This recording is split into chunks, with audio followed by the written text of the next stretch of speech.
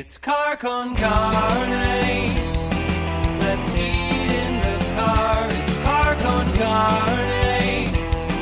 And now here's the star of our show, James Van Alstyne.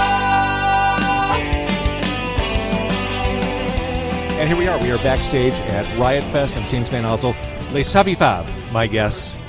You have to say that with a little bit of flair, don't you? You can't just... It helps, yeah. But they're regional versions. Like, you know, a lot of our Upper Midwest friends like Savy Fav. Yeah. We'll respond to anything at this point. Exactly. So. As long as it's adjacent to the general... Yeah, that's basically. Right. If you're in the proximity of something. It takes more effort to correct people over the years than it does to for sure kind of just lean into it. One thing I love about your band, sonically...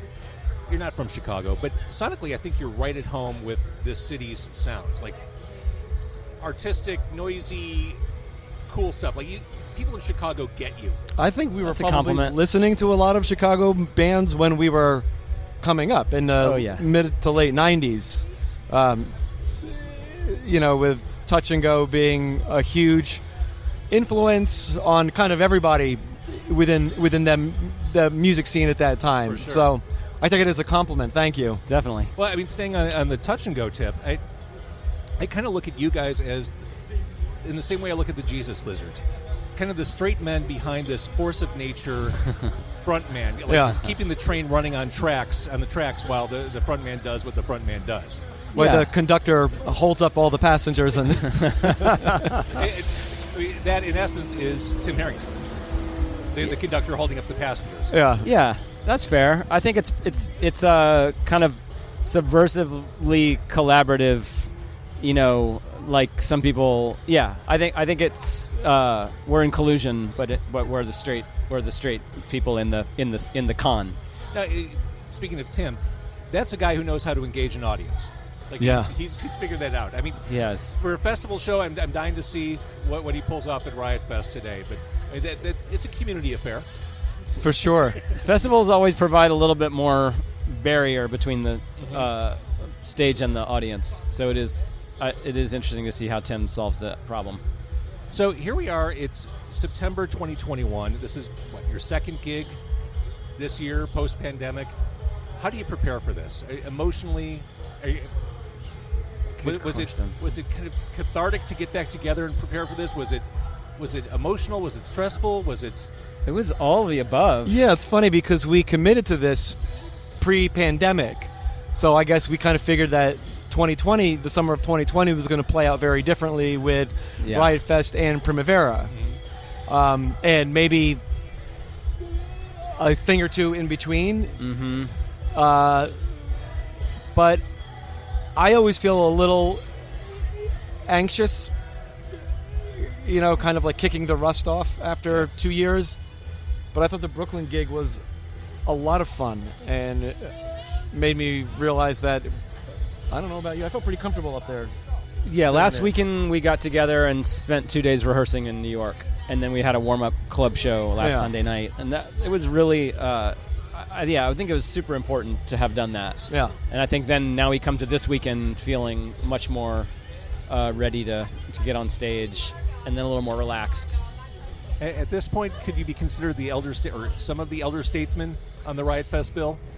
Or does your sense of humor keep you young? I think all of it keeps me young. Yeah. Every time I look in the mirror, I'm shocked and disheartened. Aren't we all? Aren't we all? Another thing I love about your band, Les Savy Fav is a band that has always been successful on its own terms. I mean, you make music that isn't neatly defined. It's certainly not conventionally commercially sounding stuff or commercial sounding stuff. You've done everything on your own terms, from the indie label on forward. Can we agree the industry is kind of a cesspool right now, and you guys have figured out a way to circumnavigate it? I feel like the industry. We're just as ignorant about the industry as we were when we started the band. Yeah, it wasn't really ever in defiance. It was kind of more just as our positive solution to our own thing. Getting back to the '90s thing, I felt like that was a principle that most people had back then. I don't know. Was the industry ever not a cesspool? Fair. Fair. But yeah, I mean, back in the touch and go days, it was all like handshake agreements. Yes. Sure. Ethical. Yeah. Yeah, Steve right, Albini okay. wrote the blueprint for all artists. All independent artists. That's to follow. true. That's true. So you're together today. You're performing at Riot Fest.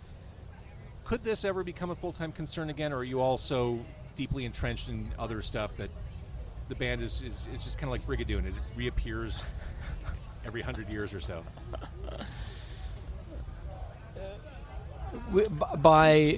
Define full. Yeah, what do you mean by a concern? like maybe concern's the wrong word. Full-time thing where this is all you're doing. I don't think so. I don't think so. Well, I know you keep busy with the band, the Seth band. Yeah. Which, speaking of Chicago 90s, you've got the guy from Trenchmouth in the band. Fred? Oh, yeah. Speaking of Chicago 90s. Chicago probably late 80s. Probably. Or was it just mostly 90s? I think they had... It was such a weird time for music. They had a major label album. Trenchmouth. Okay, Like that. yeah. Like, everyone got a record deal Right. in the 1990s. Like, Trenchmouth was like the least likely candidate. And Yeah.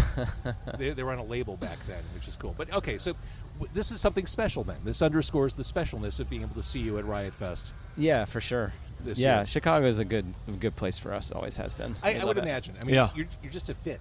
It makes sense. Yeah, we love it here. Well, guys, thank you so much for doing this. I cannot wait to see you again. It's been Thanks. a bit. Yeah. Great. Thank you Thanks so much for having us. Really appreciate it.